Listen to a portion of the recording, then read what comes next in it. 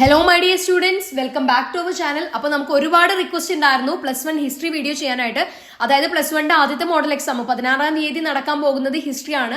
അപ്പോൾ അതുകൊണ്ട് തന്നെ എല്ലാവരും ഹിസ്റ്ററിയൊക്കെ പഠിച്ചു തുടങ്ങിയിട്ടുണ്ടാവുമെന്ന് പ്രതീക്ഷിക്കുന്നു.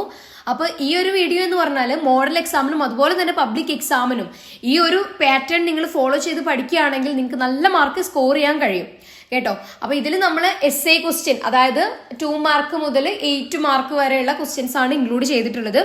ഇതിൽ 1 മാർക്ക് ക്വസ്റ്റ്യൻസ് നമ്മൾ ഇൻക്ലൂഡ് ചെയ്തിട്ടില്ല. അതിന് വേറെ സെപ്പറേറ്റ് വീഡിയോ ആയിട്ട് ചെയ്യാം. അത് പഠിക്കാനായിട്ട് അത്ര ബുദ്ധിമുട്ടില്ലല്ലോ. അതുകൊണ്ട് എക്സാമിന്റെ ആ ഒരു ടൈം അടുപ്പിച്ചിട്ട് ചെയ്യാം. ബാക്കി ഇതെല്ലാം നിങ്ങൾ പഠിച്ച് ഇരിക്കുക കേട്ടോ. അപ്പോൾ എന്തായാലും നമുക്ക് വീഡിയോയിലോട്ട് കടക്കാം. അതുപോലെ ഒരു കാര്യം, നിങ്ങൾ ആദ്യമായിട്ടാണ് നമ്മളെ ചാനൽ കാണുന്നതെങ്കിൽ നിങ്ങളൊന്ന് ജസ്റ്റ് സബ്സ്ക്രൈബ് ചെയ്യാം കേട്ടോ. അപ്പോൾ നമ്മൾ +2, ഇനി നിങ്ങൾ +1 കഴിഞ്ഞാൽ നിങ്ങൾക്ക് ഇംപ്രൂവ്മെന്റ് എക്സാം ഉണ്ട്, +2 ഉണ്ട്. അപ്പോൾ ഈ ഒരു ജേർണിയിൽ നമ്മൾ നിങ്ങളെ കൂടെ തന്നെ ഉണ്ടാവും. അപ്പോൾ എന്തായാലും ഒന്ന് സബ്സ്ക്രൈബ് ചെയ്ത് വെക്കാം കേട്ടോ. ഓക്കെ, അപ്പോൾ എന്തായാലും ഇവിടെ നമുക്ക് നോക്കാം. ആദ്യത്തെ ചാപ്റ്റർ ആണ്. ഇതൊന്ന് സൂം ചെയ്യുന്നുണ്ട് കേട്ടോ മിസ്. ഓക്കെ, ചാപ്റ്റർ 1 ആണ്, from the beginning of time, അതായത് കാലാരംഭം മുതൽ എന്നുള്ള പാഠഭാഗമാണ്. അതിൽ ആദ്യത്തെ ക്വസ്റ്റ്യൻ നോക്കുക. Distinguish between Australopithecus and homo, അതായത് ഓസ്ട്രലോപിത്തക്കസും ഹോമോയും തമ്മിലുള്ള വ്യത്യാസം എഴുതാനാണ് പറഞ്ഞിട്ടുള്ളത്. നമുക്ക് ഒരുപാട് പ്രാവശ്യം, ഇപ്പൊ ഏതൊക്കെ എക്സാം നിങ്ങൾ എഴുതി, ഓണം എക്സാം, അതുപോലെ ക്രിസ്മസ് എക്സാം, അപ്പൊ ഇനി മോഡൽ എക്സാം ആണ് എഴുതാൻ പോകുന്നത്. ഇനി സ്കൂളിൽ നിങ്ങൾക്ക് എന്താണ് പലതരത്തിലുള്ള എക്സാം, യൂണിറ്റ് ടെസ്റ്റ് പോലെയൊക്കെ നടത്തിയിട്ടുണ്ടാവും അല്ലെ. അപ്പൊ ഇതെന്തായാലും ഇമ്പോർട്ടന്റ് ആണ്. ഇതെല്ലാം നിങ്ങൾക്ക് ഏകദേശം അറിയുന്നതായിരിക്കും. അപ്പോൾ എന്താണ് ഓസ്ട്രലോപിത്തക്കസ്? ദക്ഷിണ ദേശത്തെ വാനരന്മാരാണ്. അതുപോലെ ചെറിയ മസ്തിഷ്കം, ചെറിയ ബ്രെയിൻ ആയിരിക്കും ഉണ്ടാവുക. അതുപോലെ ഉന്തിയ താടിയല്, വലിയ പല്ലുകൾ, ഇതൊക്കെയാണ് എവിടെ എഴുതേണ്ടത്? ഓസ്ട്രലോപിത്തക്കസിൽ എഴുതേണ്ടത്. അപ്പോൾ ഹോമോയിലാണെങ്കിലോ, ഈ ഹോമോ ഒറ്റയ്ക്കും ചോദിക്കും കേട്ടോ. അപ്പൊ ഹോമോയിലാണെങ്കിൽ അവരെന്താണ്, മനുഷ്യരാണല്ലേ, വലിയ മസ്തിഷ്കമാണ്, കുറച്ച് ഉന്തിയ താടിയല്ലുള്ളൂ, ചെറിയ പല്ലാണ്, പുൽമേടുകളിലായിരുന്നു താമസം, അങ്ങനെയുള്ള കാര്യങ്ങളൊക്കെ എവിടെ എഴുതണം? ഇവിടെ എഴുതണം കേട്ടോ. ഓക്കെ, അപ്പൊ എന്തായാലും അടുത്ത ക്വസ്റ്റ്യൻ നോക്കാം. Explain the various stages of human evolution, അതായത് മനുഷ്യ പരിണാമത്തിന്റെ വിവിധ ഘട്ടങ്ങൾ വിശദീകരിക്കാനാണ് പറയുന്നത്. അതൊക്കെ നമുക്കറിയാലോ. ഇപ്പൊ ഈ പറഞ്ഞ കാര്യങ്ങൾ തന്നെയല്ലേ. അപ്പൊ ആദ്യത്തെ പാടൊന്നും മിസ് വല്ലാതെ പറയുന്നില്ല കേട്ടോ. വെറുതെ ടൈം ലേഗാവും. അപ്പോൾ വീഡിയോ ലെങ്ത് കൂടും. ലെങ്ത് കൂടി കഴിഞ്ഞാൽ കുറെ കംപ്ലൈന്റ് വരുന്നുണ്ട്. ഓക്കെ, ഇപ്പൊ തേർഡ് ക്വസ്റ്റ്യൻ നോക്കാം.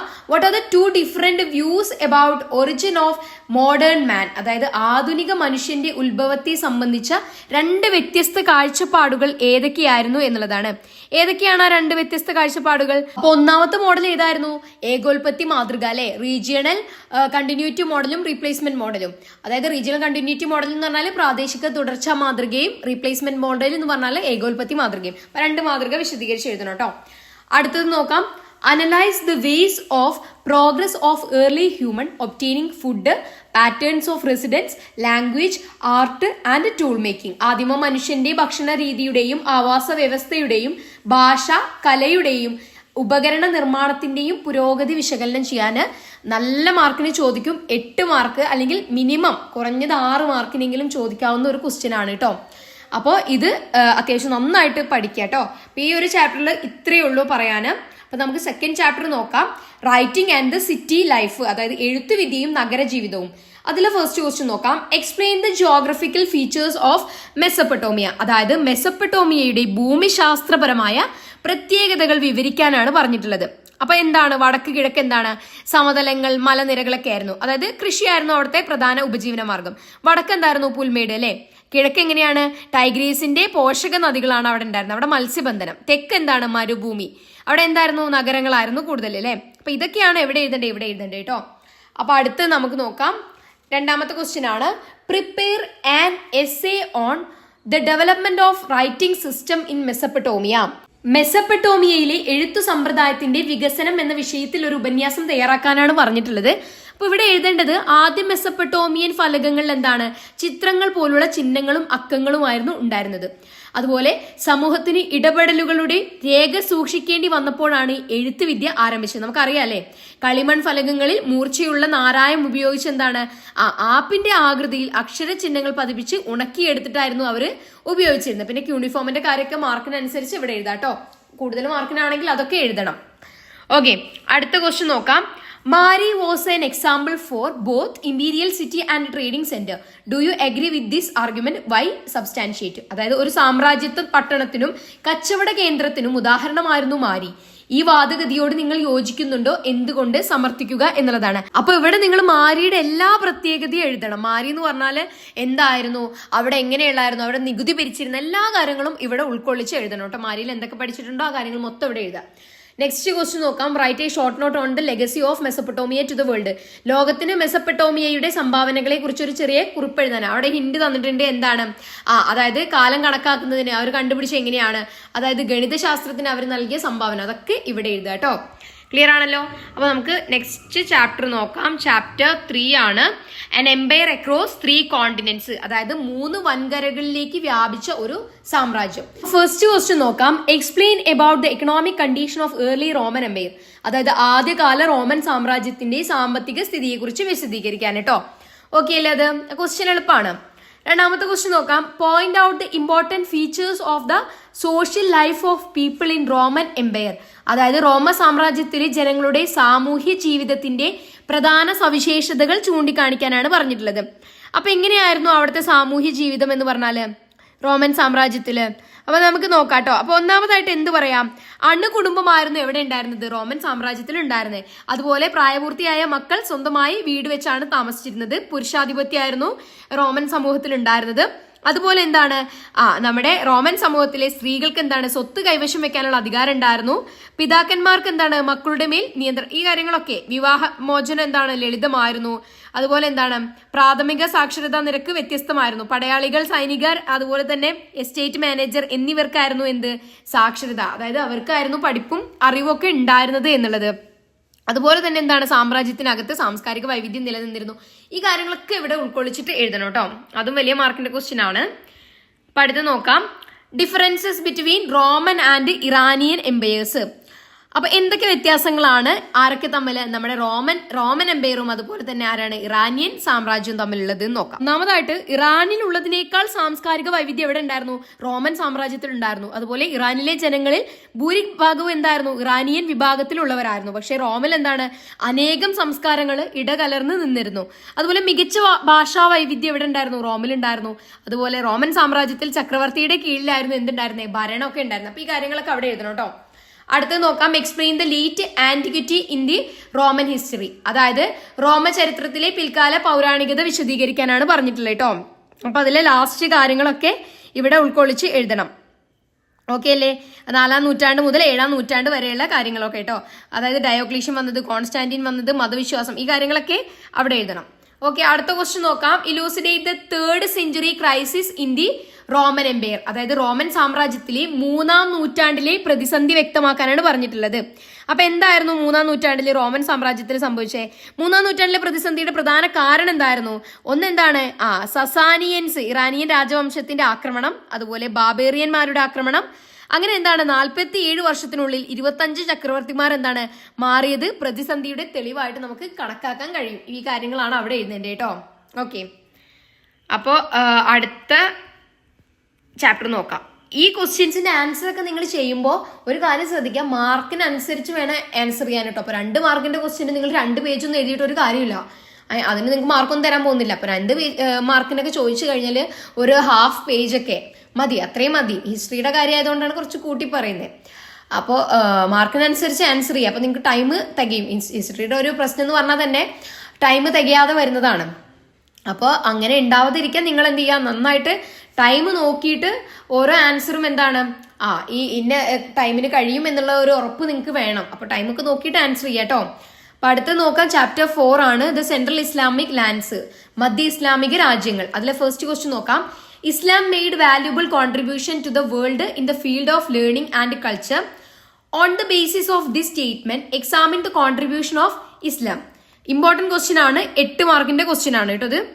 അപ്പോൾ വിജ്ഞാനത്തിന്റെയും സംസ്കാരത്തിന്റെയും രംഗത്ത് ഇസ്ലാം ലോകത്തിന് നൽകിയ സംഭാവനകൾ വിലപ്പെട്ടതാണ്. ഈ പ്രസ്താവനയുടെ അടിസ്ഥാനത്തിൽ ഇസ്ലാമിന്റെ സംഭാവനകൾ പരിശോധിക്കാനാണ് പറഞ്ഞിട്ടുള്ളത്. അപ്പൊ ഇവിടെ നിങ്ങൾ സൂഫിസം എഴുതണം, ലിറ്ററേച്ചർ എഴുതണം, അതുപോലെ തന്നെ ആർക്കിടെക്ചർ ആൻഡ് കാലിഗ്രഫി, ഈ കാര്യങ്ങൾ മൊത്തം എന്ത് ചെയ്യണം, ഇവിടെ ഉൾക്കൊള്ളിച്ച് എഴുതണം കേട്ടോ. കലയും വാസ്തു ശില്പകലയും അതുപോലെ തന്നെ എന്താണ് ഭാഷയും സാഹിത്യവും, ഈ കാര്യങ്ങളൊക്കെ എവിടെ എഴുതണം, സൂഫിസം അതുപോലെ തത്വശാസ്ത്രവും ശാസ്ത്രവും, അതൊക്കെ ഉൾക്കൊള്ളിച്ച് വേണം ഈ ഒരു ആൻസർ എഴുതാൻ കേട്ടോ. അപ്പൊ അത് ഇമ്പോർട്ടന്റ് ആണ്, നല്ല മാർക്കിന് ചോദിക്കും. അടുത്ത ക്വസ്റ്റ്യൻ നോക്കാം. Analyse the reason and impacts of crusades, അതായത് കുരിശു യുദ്ധങ്ങളുടെ കാരണവും പ്രത്യാഘാതങ്ങളും വിലയിരുത്താനാണ് പറഞ്ഞിട്ടുള്ളത്. അപ്പൊ എപ്പോഴാണ് ഉണ്ടാവുന്നത്? 11, 12 നൂറ്റാണ്ടുകളിൽ ക്രിസ്ത്യാനികളും മുസ്ലിങ്ങളും തമ്മിൽ നടത്തിയ യുദ്ധങ്ങൾക്കാണ് എന്തെന്ന് പറയാ, കുരിശു യുദ്ധം എന്ന് പറയുന്നത് അല്ലെ. അപ്പൊ ഈ യുദ്ധങ്ങളുടെ പ്രധാന കാരണം എന്തായിരുന്നു? മതം തന്നെയായിരുന്നു അല്ലെ. ക്രിസ്ത്യാനികളുടെ പുണ്യഭൂമിയായ ജെറുസലേം അറബികളിൽ നിന്ന് തിരിച്ചു പിടിക്കുക എന്നതായിരുന്നു യുദ്ധത്തിന്റെ പ്രധാന ലക്ഷ്യം അല്ലെ. അങ്ങനെ 4 കുരിശു യുദ്ധം ഉണ്ടായി. അതുപോലെ 1ാം യുദ്ധം 2ാം യുദ്ധത്തിനെ പറ്റിയിട്ടൊക്കെ വിശദീകരിച്ച് എഴുതണം കേട്ടോ. മാർക്കിനനുസരിച്ചാണ് എഴുതേണ്ടത്.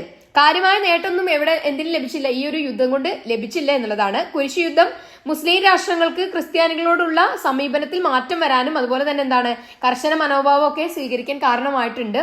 അപ്പോൾ ഈ കാര്യങ്ങളൊക്കെ എഴുതണം കേട്ടോ. അതിന്റെ എല്ലാ കാര്യങ്ങളും നിങ്ങൾ മാർക്കിനനുസരിച്ച് എഴുതും എന്തായാലും. അപ്പൊ അടുത്ത ക്വസ്റ്റ്യൻ നോക്കാം. ബ്രീഫ്ലി എക്സ്പ്ലെയിൻ അബ്ബാസിദ് റവല്യൂഷൻ, അതായത് അബ്ബാസിദ് വിപ്ലവം എന്താണ് എന്നുള്ളതാണ് എക്സ്പ്ലെയിൻ ചെയ്യാൻ പറഞ്ഞിട്ടുള്ളത്.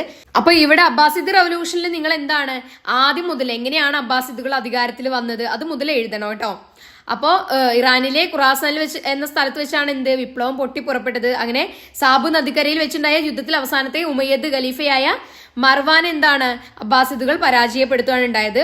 അങ്ങനെ അബ്ബാസിദുകൾ തലസ്ഥാനം ബാഗ്ദാദിലേക്ക് മാറ്റിയ കാര്യങ്ങൾ മൊത്തം ഇവിടെ എഴുതണം. ഓക്കെ അല്ലേ. അപ്പോൾ 4th ക്വസ്റ്റ്യൻ നോക്കാം. Explain about Umayyads and the centralisation policy, അതായത് ഉമയ്യദുകളും കേന്ദ്രീകരണ രാഷ്ട്രീയവും വിവരിക്കാനാണ് പറഞ്ഞിട്ടുള്ളത് കേട്ടോ. അപ്പൊ ഇവിടെ നിങ്ങൾ എന്താണ്, 5ാമത്തെ ഖലീഫയായ മുഅവിയയാണ് എന്ത് ഉമയ്യദ് വംശത്തിന്റെ സ്ഥാപകൻ എന്നറിയപ്പെടുന്നത്. അദ്ദേഹം ഇങ്ങോട്ടാണ് അവരുടെ തലസ്ഥാനം മാറ്റിയത്, ദമാസ്കസിലേക്ക്. അതുപോലെ തന്നെ അവരുടെ സെൻട്രലൈസേഷൻ പോളിസി കൂടി ഇവിടെ വിശകലനം ചെയ്യണം കേട്ടോ. ഓക്കെ, അപ്പൊ നെക്സ്റ്റ് ചാപ്റ്റർ നോക്കാം. ചാപ്റ്റർ 5 നൊമാഡിക് എംപയേഴ്സ്, നാടോടി സാമ്രാജ്യങ്ങൾ എന്നുള്ള പാഠഭാഗമാണ്. ആദ്യത്തെ ക്വസ്റ്റ്യൻ നോക്കാം.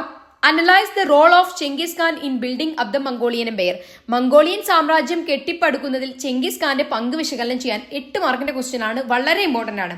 അവിടെ നിങ്ങൾ എഴുതേണ്ട കാര്യം early life of Genghis Khan, അതായത് ചെങ്കിസ് ഖാന്റെ ആദ്യകാല ജീവിതം എങ്ങനെയായിരുന്നു, മിലിറ്ററി സ്ട്രാറ്റജി, ചെങ്കിസ് ഖാന്റെ സൈനികമായിട്ടുള്ള സ്ട്രാറ്റജീസ് അതെങ്ങനെയായിരുന്നു, code of law, courier system എല്ലാം ഉൾക്കൊള്ളിച്ചുകൊണ്ടുള്ള ഒരു ആൻസർ ആയിരിക്കണം ഏത് ഈ ഒരു ക്വസ്റ്റ്യൻ ആൻസർ കേട്ടോ. ഓക്കെ അല്ലേ. അപ്പൊ അടുത്ത ക്വസ്റ്റ്യൻ നോക്കാം. Illustrate the courier system and the legal code introduced by Genghis Khan, അതായത് ചെങ്കിസ് ഖാൻ അവതരിപ്പിച്ച കൊറിയർ സംവിധാനം നിയമസംഹിതയും വിവരിക്കുക. രണ്ടും എന്താണ്, ഒരു പേരിലാണ് അറിയപ്പെടുന്നത് അല്ലെ, യാമും യാസയും അല്ലെ. അപ്പൊ അത് വിവരിച്ച് എഴുതാട്ടോ. അടുത്തത് നോക്കാം. Brief note on Kuriltai and കുബ്കു ടാക്സ് എന്ന് പറയുന്നതാണ്. അപ്പൊ എന്താണ് ക്യുറിൽതായ്? മംഗോളിയൻ ഗോത്രങ്ങളിലെ പ്രതിനിധികളുടെ അസംബ്ലിയാണ് എന്ത് പേരിൽ അറിയപ്പെട്ടിരുന്നത്, ക്യുറിൽതായ് എന്ന പേരിൽ അറിയപ്പെട്ടിരുന്നത്. അതുപോലെ കുബ്കു ടാക്സ് എന്ന പേരിൽ എന്താണ് അറിയപ്പെട്ടത്, നമ്മുടെ ചെങ്കിസ് ഖാൻ എന്തുണ്ടായിരുന്നു, കൊറിയർ സംവിധാനം ഉണ്ടായിരുന്നു അല്ലെ, പെട്ടെന്ന് ഉള്ള റാപ്പിഡ് കൊറിയർ സംവിധാനമായിരുന്നു അത്. പെട്ടെന്ന് ഡിസ്റ്റന്റ് പ്ലേസസിനെ കണക്ട് ചെയ്യുന്ന ഒരു കൊറിയർ സിസ്റ്റം ആയിരുന്നു അത്. അപ്പൊ അതിന്റെ മെയിൻ്റനൻസിന് വേണ്ടിയിട്ടായിരുന്നു എന്ത്, അത് നിലനിർത്താൻ വേണ്ടിയിട്ടായിരുന്നു ഈ ഒരു ടാക്സ് ഈടാക്കിയിരുന്നത്. അത് കുബ്കു ടാക്സ് എന്ന പേരിലാണ് അറിയപ്പെട്ടിരുന്നത് കേട്ടോ. അടുത്ത ക്വസ്റ്റ്യൻ നോക്കാം. Political organisation of Genghis Khan comprised the 4 ulus explain, അതായത് ചെങ്കിസ് ഖാന്റെ രാഷ്ട്രീയ സംഘാടനം 4 ഉലൂസുകളിൽ ഉൾക്കൊണ്ടിരുന്നു, അത് വ്യക്തമാക്കാനാണ് പറയുന്നത്. അതായത് പുതുതായി കീഴടക്കിയ പ്രദേശങ്ങളെയാണ് എന്തെന്ന് വിളിക്കുക, ഉലൂസ് എന്ന് വിളിക്കുക. അപ്പൊ വ്യക്തമായിട്ട് അതിന്റെ ആൻസർ എഴുതാം കേട്ടോ. അപ്പൊ നെക്സ്റ്റ് ചാപ്റ്റർ നോക്കാം.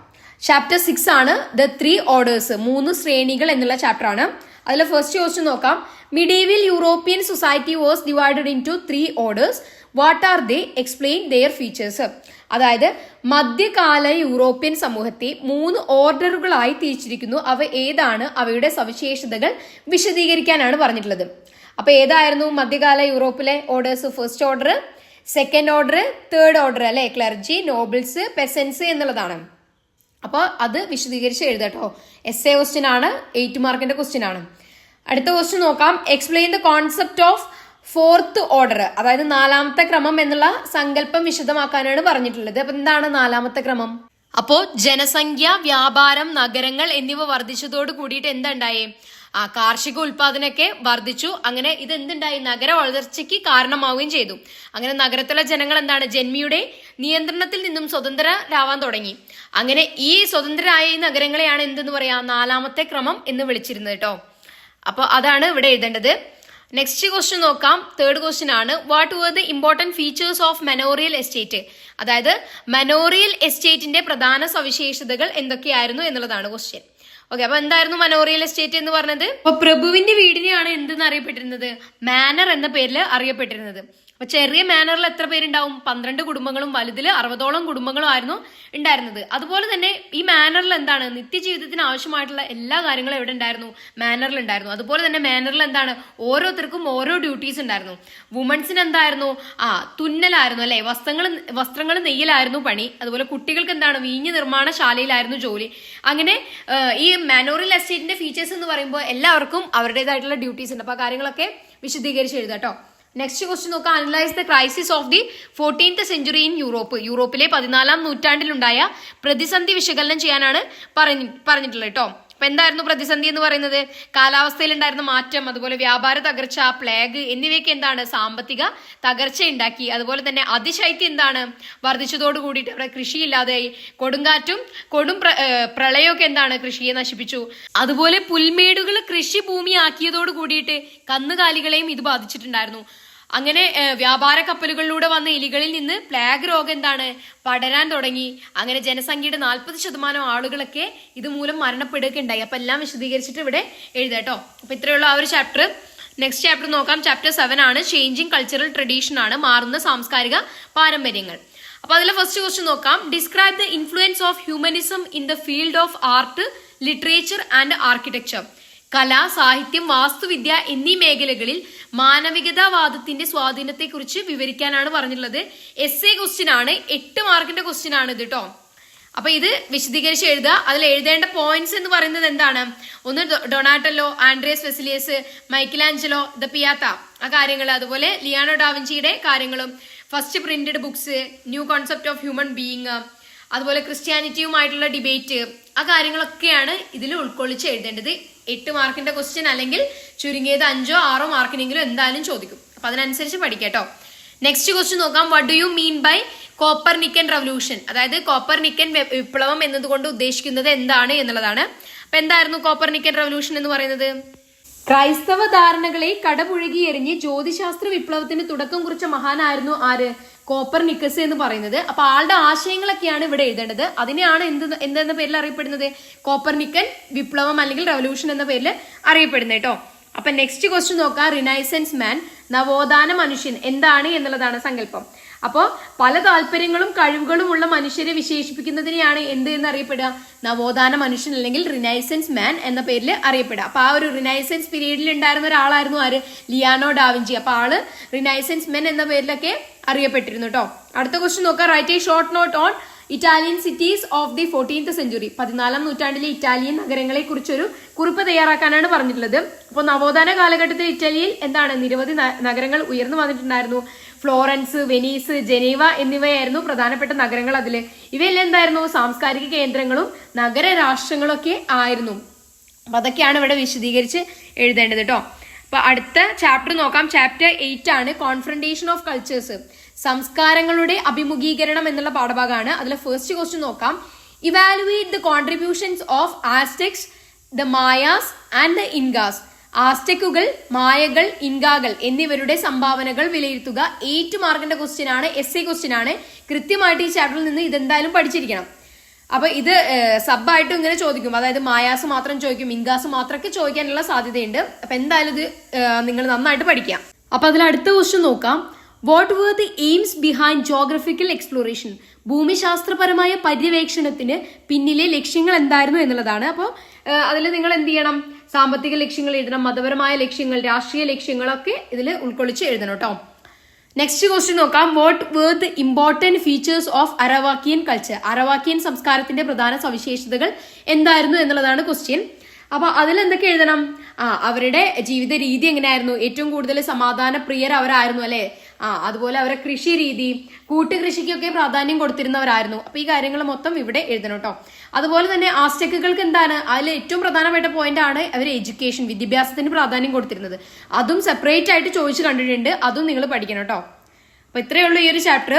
അപ്പൊ നെക്സ്റ്റ് ചാപ്റ്റർ നോക്കാം. ചാപ്റ്റർ 9 ആണ്, ദ ഇൻഡസ്ട്രിയൽ റവല്യൂഷൻ, വ്യാവസായിക വിപ്ലവം എന്നുള്ള പാഠഭാഗമാണ്. അതിൽ ഫസ്റ്റ് ക്വസ്റ്റ്യൻ നോക്കാം. Analyse the impact of industrial revolution, അതായത് വ്യാവസായിക വിപ്ലവത്തിന്റെ പ്രത്യാഘാതങ്ങൾ വിശകലനം ചെയ്യാനാണ് പറഞ്ഞിട്ടുള്ളത്. അപ്പൊ ഇത് 8 മാർക്കിന്റെ ക്വസ്റ്റ്യൻ ആണ്.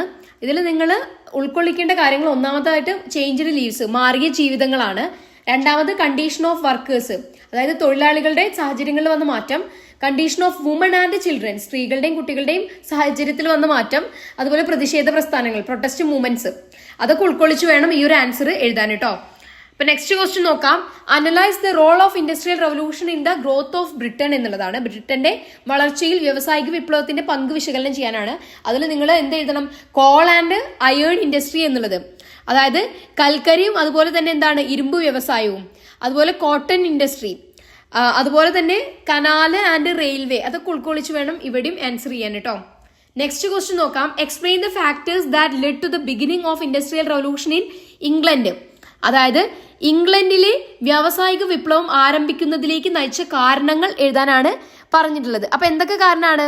ഒന്നാമതായിട്ട് നമുക്ക് എന്ത് പറയാം?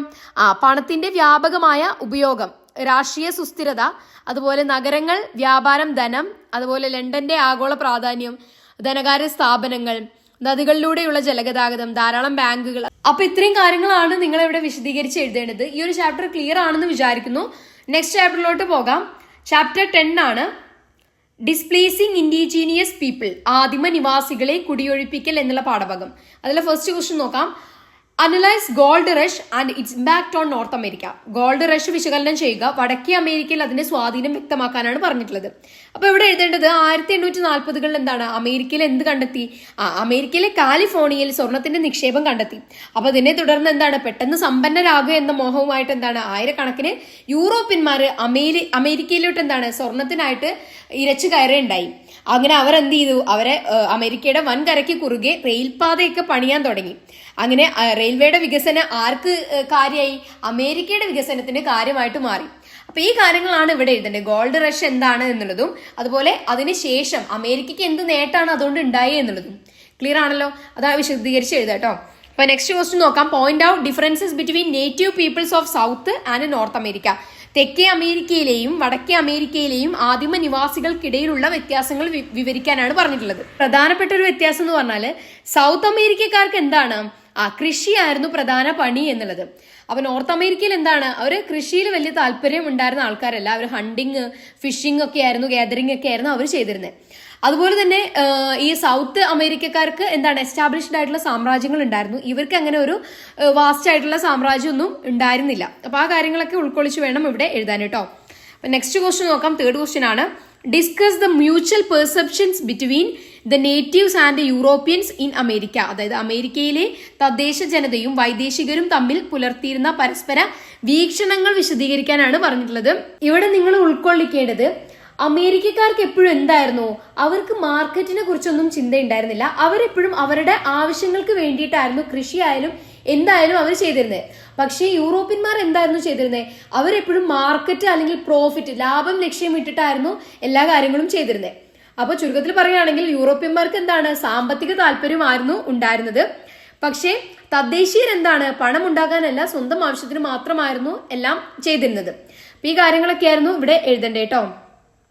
ക്ലിയർ ആണല്ലോ ഈ ഒരു ചാപ്റ്റർ. അപ്പോൾ അടുത്ത ചാപ്റ്റർ നോക്കാം. ചാപ്റ്റർ 11 ആണ് പാത്സ് ടു മോഡേണൈസേഷൻ, ആധുനിക വൽക്കരണത്തിലേക്കുള്ള പാതകൾ എന്നുള്ള പാഠഭാഗം. അതിലെ ഫസ്റ്റ് ക്വസ്റ്റ്യൻ നോക്കാം. Examine the importance of Meiji restoration in the history of Japan. ജപ്പാന്റെ ചരിത്രത്തിൽ മേജി പുനഃസ്ഥാപനത്തിന്റെ പ്രാധാന്യം പരിശോധിക്കാനാണ് പറഞ്ഞിട്ടുള്ളത്. വളരെ ഇമ്പോർട്ടന്റ് ആയിട്ടുള്ള ക്വസ്റ്റ്യൻ ആണ് ഈ ഒരു ചാപ്റ്ററിൽ നിന്ന്.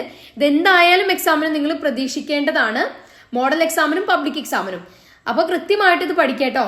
അപ്പൊ ഇവിടെ നിങ്ങൾ എഴുതേണ്ടത് ഏതൊക്കെയാണ്, ഏതൊക്കെ ഉൾക്കൊള്ളിച്ച് വേണം എഴുതാൻ? ഒന്നാമതായിട്ട് പറയുന്നത് കാര്യം പൊളിറ്റിക്കൽ റിഫോം ആണ്. അതായത് രാഷ്ട്രീയ പരിഷ്കാരങ്ങൾ, പുതിയ വിദ്യാഭ്യാസ സമ്പ്രദായം, അതായത് എഡ്യൂക്കേഷണൽ റിഫോം, എക്കണോമിക് റിഫോം, സമ്പദ് വ്യവസ്ഥയുടെ ആധുനീകരണം. അപ്പൊ ഈ കാര്യങ്ങളൊക്കെ ഉൾക്കൊള്ളിച്ച് വേണം ഈ ഒരു ആൻസർ ചെയ്യാൻ കേട്ടോ. അപ്പൊ നെക്സ്റ്റ് ക്വസ്റ്റ്യൻ നോക്കാം. Point out 3 principle of സന്യാസൻ. അതായത് സന്യാസന്റെ 3 തത്വങ്ങൾ ചൂണ്ടിക്കാണിക്കാനാണ് പറഞ്ഞിട്ടുള്ളത്. അപ്പൊ ഒന്നാമതായിട്ട് എന്താ പറയാം? ഒന്നാമതായിട്ട് ദേശീയതയാണ്, നാഷണലിസം, പിന്നെ ജനാധിപത്യം, ഡെമോക്രസി, സോഷ്യലിസം ആണ് മൂന്നാമതായിട്ട് വരുന്നത്. അപ്പൊ അത് വിശദീകരിച്ച് എഴുതാട്ടോ മാർക്കിനനുസരിച്ചിട്ട്. ഓക്കെ, നെക്സ്റ്റ് ക്വസ്റ്റ്യൻ നോക്കാം. തേർഡ് ക്വസ്റ്റ്യൻ ആണ് കൾച്ചറൽ റവല്യൂഷൻ ഇൻ ചൈന. ചൈനയിലെ സാംസ്കാരിക വിപ്ലവമാണ് എഴുതാൻ പറഞ്ഞിട്ടുള്ളത്. അപ്പൊ ഓക്കെ, അത് ഓക്കെ ആണല്ലോ. അടുത്തത് നോക്കാം. Rise of communist party in China. ചൈനയിലെ കമ്മ്യൂണിസ്റ്റ് പാർട്ടിയുടെ ഉദയം. എന്നാണ് പാർട്ടി സ്ഥാപിക്കപ്പെട്ടത് മുതൽ എഴുതണം കേട്ടോ. 1921 ചൈനീസ് കമ്മ്യൂണിസ്റ്റ് പാർട്ടി സ്ഥാപിക്കപ്പെട്ടത്. അപ്പൊ അതിന്റെ ലീഡർ ആരായിരുന്നു? ആ കാര്യങ്ങൾ മൊത്തം എഴുതണം. അങ്ങനെ ചൈനയിൽ എന്നാണ് ഈ ഒരു പാർട്ടി ജനകീയ റിപ്പബ്ലിക് ആയിട്ട് സ്ഥാപിതമാവുന്നത് എന്നുള്ള കാര്യം എഴുതണം. അപ്പൊ അതെല്ലാം ചേർത്തുകൊണ്ട് വേണം ഈ ഒരു ഉത്തരം എഴുതാൻ. ക്ലിയർ ആണല്ലോ? അപ്പൊ ഇത്രയേ ഉള്ളൂ നമ്മുടെ +1 ഹിസ്റ്ററി എന്ന് പറയുന്നത്. അപ്പൊ നന്നായിട്ട് പഠിച്ചു കഴിഞ്ഞാൽ നിങ്ങൾക്ക് ഇത്രയും പഠിച്ചു കഴിഞ്ഞാൽ നിങ്ങൾക്ക് എന്താണ് ഒരു A+ അടുത്ത് വരെ എത്താം. അപ്പൊ ഇനി A+ കിട്ടാനായിട്ട് നമ്മൾ എന്ത് ചെയ്യണം? 1 വേർഡ് ക്വസ്റ്റ്യനും കൂടെ പഠിക്കേണ്ടതുണ്ട്. അപ്പൊ അത് എന്ത് ചെയ്യാം? അത് വേറൊരു വീഡിയോ. അതുപോലെ 1 വേർഡും ഉണ്ട്, മാപ്പ് മാർക്കിങ്ങും ഉണ്ട്.